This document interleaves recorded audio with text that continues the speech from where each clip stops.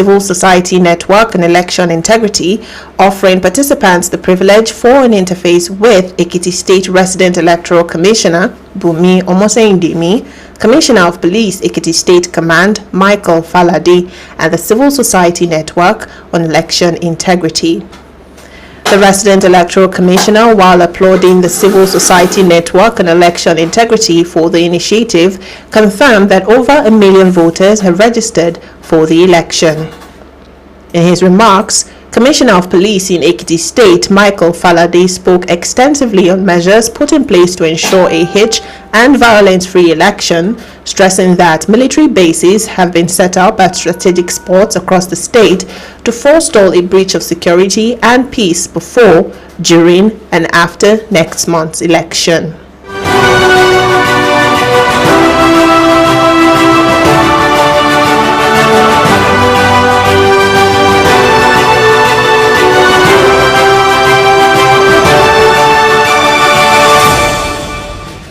The Federal High Court in Abuja has reserved judgment in the trial of 5 men accused of involvement in the June 2022 terrorist attack on St. Francis Catholic Church, which claimed the lives of 41 worshippers. Presiding Judge Justice Emeka Nwite said a date for judgment would be communicated to the parties after both the prosecution and defense adopted their final written addresses. Counsel to the Department of State Services urged the court to convict the defendants and impose the maximum sentence, while the defense counsel asked the court to acquit them, arguing that the prosecution failed to prove its case.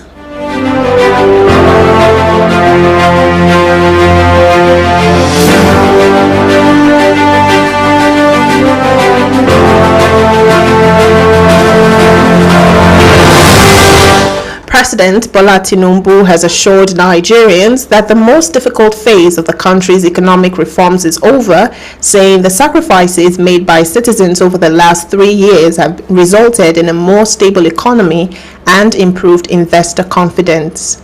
In his Eid al-Kabir message, Tinubu linked the spirit of sacrifice associated with the celebration to the economic hardship experienced under his administration's reform program.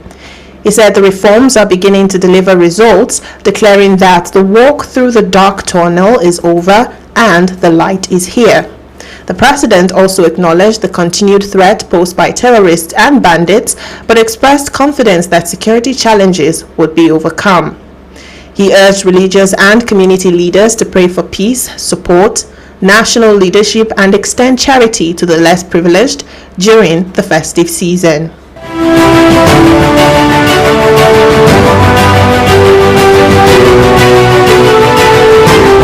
On foreign scene, Iran has accused the United States of committing a gross violation of the ceasefire after American forces carried out fresh airstrikes in the southern Hormozgan region. The U.S. Central Command said the targets included Iranian missile sites and boats allegedly attempting to deploy mines, describing the operation as self-defense. Iran's foreign ministry condemned the attacks as aggressive and unjustified, warning that the country would respond to any hostile action against its territory, noting that the strikes occurred near the Strait of Hormuz, which is a key global shipping route.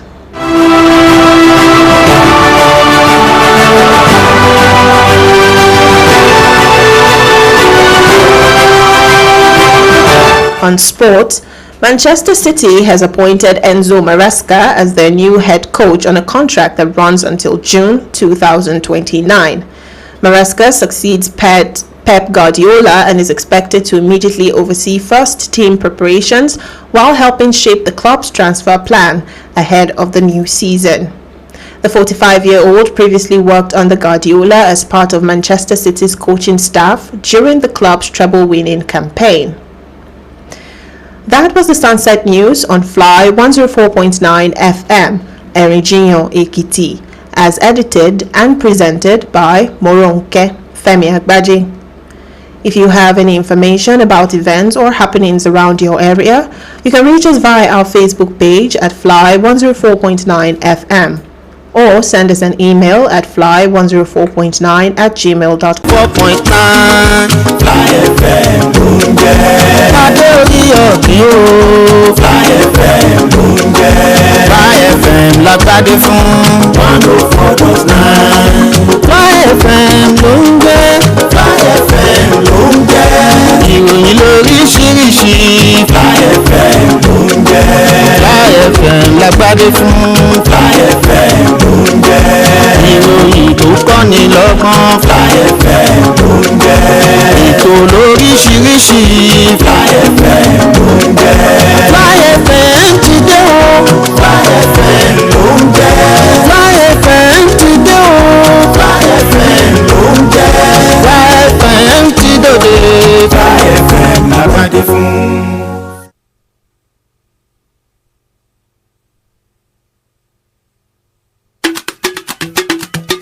Fúròyìn tí kò lè jàmbá kan tó fi òkodoro ọ̀rọ̀ ṣẹ̀ṣọ́ láti ìkànnì Fly 104.9 FM Ẹ̀rìnjiyàn Èkìtì.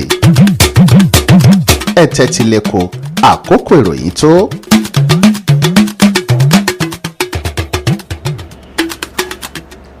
Ẹ kú ọjọ́rọ̀, àsìkò iṣẹ́ látàárọ̀, a kú bí ojú ọjọ́ ṣe rí, a kú ìtura ọjọ́ yìí. Ìròyìn ọjọ́rọ̀ ní ó máa dé ti etí ìgbọ̀yìn láti lè ṣe rédíò Fly 104.9 FM nílùú Ẹ̀rìnjiyàn Èkìtì. DEBORAH AYINLA Kòkòrìn ló níròyìn, ẹ tẹ́tí sáwọn ìròyìn náà.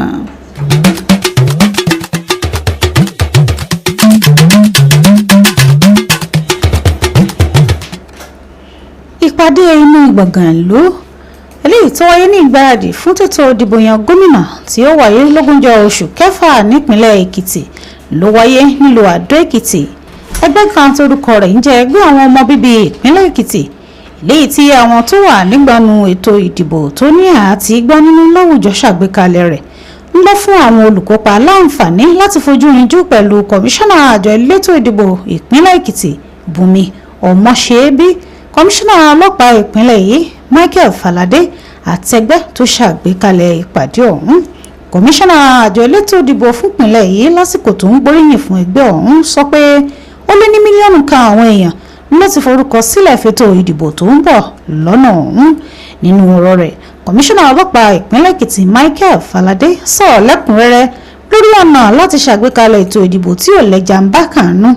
Bákan náà ló sọ pé àwọn tí fi àwọn ọmọ ogun sáwọn ibi tó ṣe pàtàkì láti rí i pé ààbò tó gbọ̀ngbọ̀n wà kó tó di àsìkò ètò ìdìbò, lásìkò tètò ìdìbò bá ń lọ àti lẹ́yìn ìgbà tí ètò ìdìbò náà bá parí.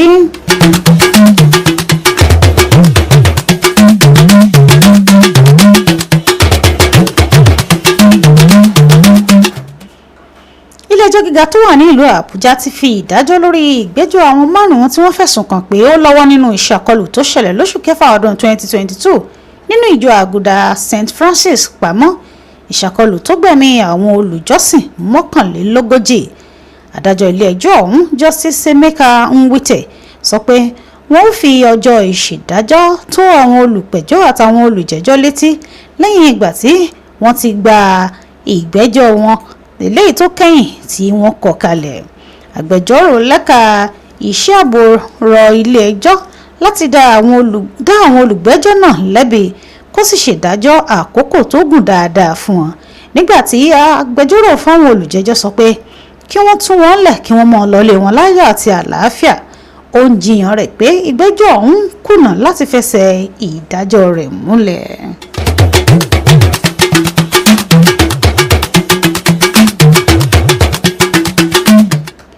Ààrẹ Bọ́lá Tinubu ti rọ àwọn ọmọ orílẹ̀-èdè Nàìjíríà pé abala àtúntò ọrọ̀ ajé tó le jù lórílẹ̀-èdè yìí ti dópin. Ó sọ pé àwọn nǹkan táwọn ọmọ orílẹ̀-èdè yìí faradà láti nǹkan bí ọdún 3 sẹ́yìn ti yọrí sí ìdúró rẹ̀ létò ọrọ̀ ajé àti ìdàgbàsókè tó dára látọ̀dọ̀ àwọn olùdókòwò. Nínú iṣẹ́ ìkínikú ọdún Ẹ̀dẹ̀ Kabir rẹ̀, Tinubu sọ ẹ̀mí ìfara-ẹni-rúbọ tó ní nǹkan ṣe pọ̀ mọ́ ayẹyẹ ọ̀hún àti ìrírí ètò ọrọ̀ ajé tó le koko lábẹ́ ètò àtúntò ìṣèjọba rẹ̀. Ó sọ pé àwọn àtúntò ọ̀hún ti bẹ̀rẹ̀ sí ní sèso rẹ̀. Ó ó sọ pé àsìkò líla inú òkùnkùn birimu kọjá tó ti kọjá báyìí àti wípé ìmọ́lẹ̀ ti dé. ààrẹ bákan náà tún ṣèdámọ̀ ìdúnkùkùlájà tó ń ṣẹlẹ̀ látọwọ́ àwọn agbésùnmọ̀mí léraléra ṣùgbọ́n ó ń fi ìgboyà hàn pé ìpèníjà ọ̀rọ̀ ààbò ọ̀hún yóò dohun àfìsẹ́yìn tí eégún fi aṣọ. ó rọ̀ àwọn aṣíwájú elétò ẹ̀sìn àti agbègbè láti gbàdúrà fún àlàáfíà ìṣàtìlẹ́yìn fún ìṣèdarí orílẹ̀-èdè kí wọ́n sì náwó sí àwọn tó kù díẹ̀ káàtó fún lásìkò ayẹyẹ ọdún yìí.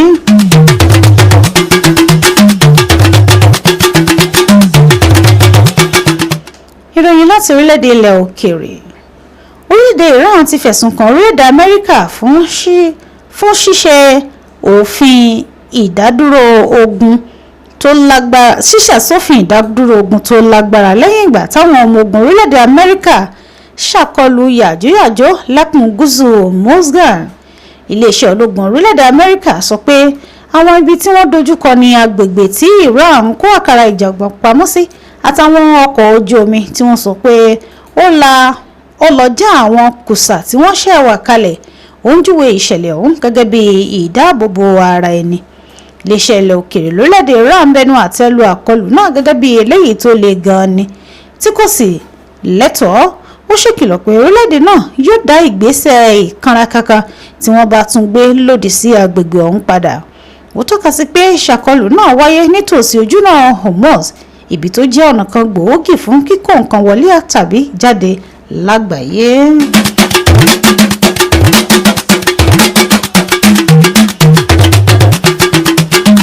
lábala eré ìdárayá, ikọ̀ agbábọ́ọ̀lù Manchester City ti yan Enzo Maresca gẹ́gẹ́ bí olórí akọ́nimọ̀ọ́gbá tuntun fún iṣẹ́ àgbàṣe tí yóò parí lọ́dún 2029.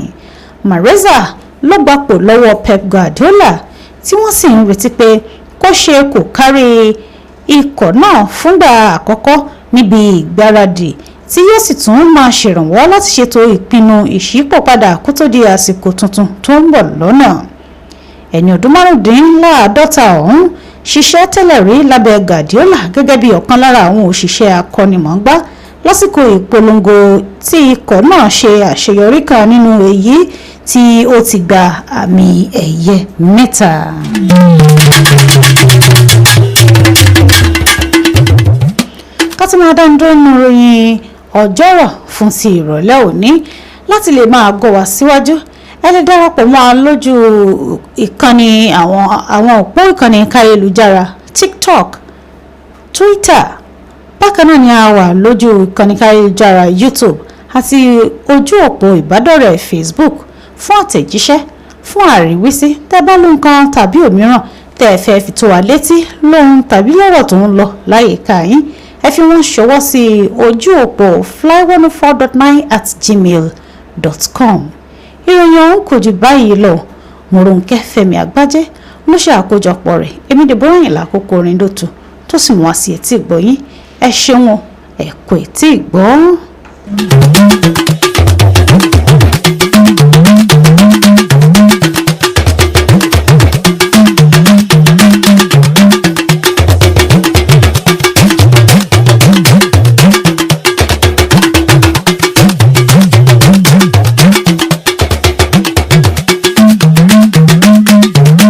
FM 104.9 omilẹ̀ títí ó já lólóló ẹ̀rìn jiyàn Èkìtì ṣáláwá ẹ má gbé kúrò níbẹ̀ ẹ máa gbọ́. Fly FM 104.9 omilẹ̀ títí ó já lólóló ẹ̀rìn jiyàn Èkìtì ṣáláwá ẹ má gbé kúrò níbẹ̀ ẹ máa gbọ́. Mommy and daddy, brothers and sisters, lọ́mọdé pẹ̀lágbà gbogbo wa. Ìkànnì yìí ó is for everybody. Kájọ ṣùgbà ẹ̀ kájọ gbé lárugẹ. FM 104.9 omilẹ̀ títí ó já lọ́lọ́. Ṣé ń gbọ́ bó ṣe ń dún? Ṣé ń gbọ́ bó ṣe ń sẹ́? Ti ṣàlàwà lọ́wọ́ kúrò níbẹ̀ ẹ máa gbọ́. Èlò dára FM 104.9 omilẹ̀ títí ó já lọ́lọ́. Ẹ̀rìn jiyàn Èkìtì ṣáláwá ẹ má gbé kúrò níbẹ̀ ẹ gbọ́. Fly 104.9 FM, Erijinye Ekiti, the station that responds to your commercial quest. Here is a call for you to take advantage of our wide reach to advertise your goods, services, and businesses. We assure you of a spontaneous patronage and a boost in your businesses. Market women, business owners, religious leaders, political parties, and everyone whose legitimate businesses have to do with advertisement. To contact Fly 104.9 FM along Aramoko Road, Erijinye Ekiti. You won't regret doing business with us. For more information, please call 080 34 34 91 39 or 080 70 55 50 99. Fly 104.9 FM, your music delights.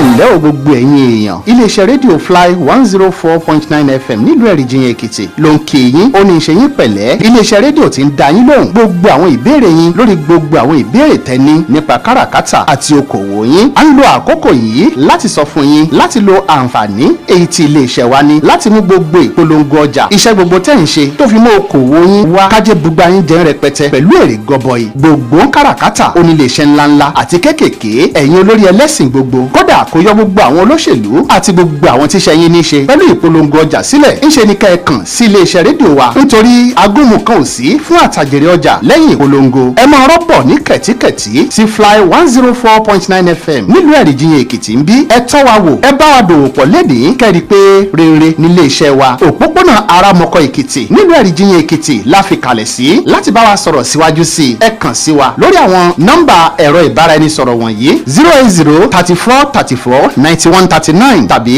080 70 55 50 99 Fly 104.9 FM bùdó orin àgbọ́dúnú.